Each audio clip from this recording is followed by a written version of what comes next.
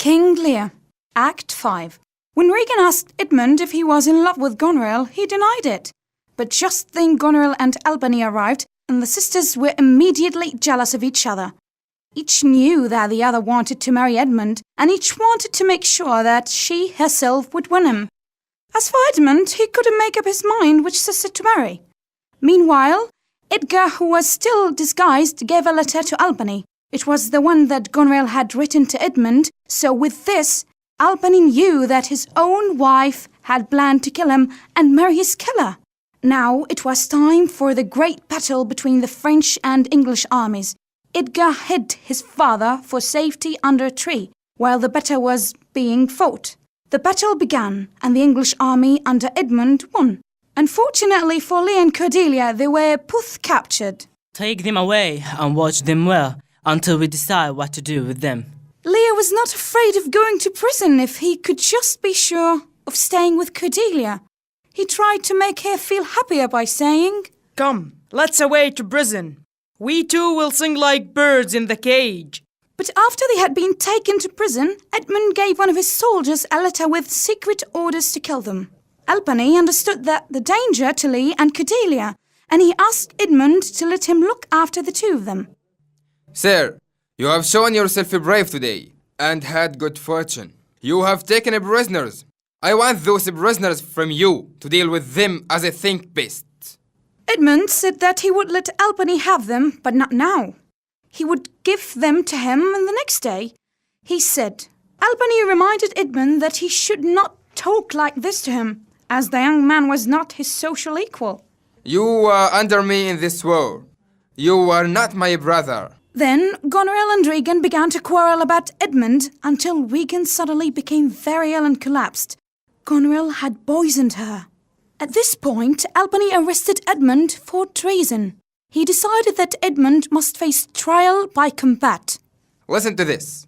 I arrest you, Edmund, as a traitor. And with you, I arrest this snake in human clothes." Edgar was the one who offered to fight Edmund and prove he was a traitor. He did this still without telling anyone who he really was. The two brothers fought and Edgar won. Edmund fell already close to death, and he now finally admitted all his crimes. "I was born as high as the man I've come to fight. Who speak for Edmund, heir of Gloucester?" I will defend myself. Have you anything to say? "I say that you are a traitor. False your gods, your brother and your father, a traitor against this great prince, and from the top of your head to your feet, a dirty, low-down traitor. If you deny this, you are lying, and I will prove that with this sword." I throw these lies back in your face. You have been tricked. You do not have to fight unless you know your opponent's name. "Shut your mouth, woman, or I'll shut it with this letter. Read here your own evil. Don't try to tear it. Lady, I see you recognize this." What if I do? I make the laws, not you. Who can arrest me? "You monster? Do you know his letter? Do not ask me what I know. Go after her. She is desperate. Stop her."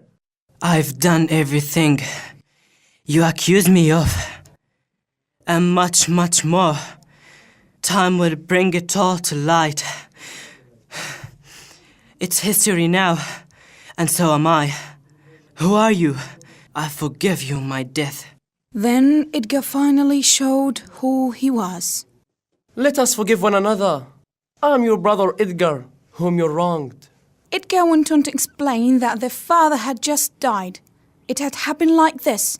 After he had found safety for the old man under a tree, he had told him he was the heir's son. Then, while getting ready for the battle, he had asked for his father's blessing. And at that moment, the old man had suffered a huge heart attack and died. But he had at least died happily in his son's arm. When Goneril realized that her husband knew about Edmund and her, she became desperate, ran away and killed herself with a knife in the heart. After a messenger had returned with his shocking news, Albany turned to ask dying Edmund what he had done with Lear and Cordelia. Edmund replied, I want to do some good before I die.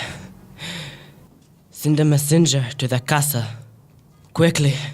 I ordered their deaths, but if you run, you might be in time. Go, run.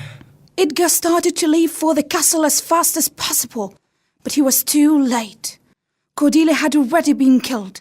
A moment later, Lee arrived, carrying Cordelia's dead body in his arms.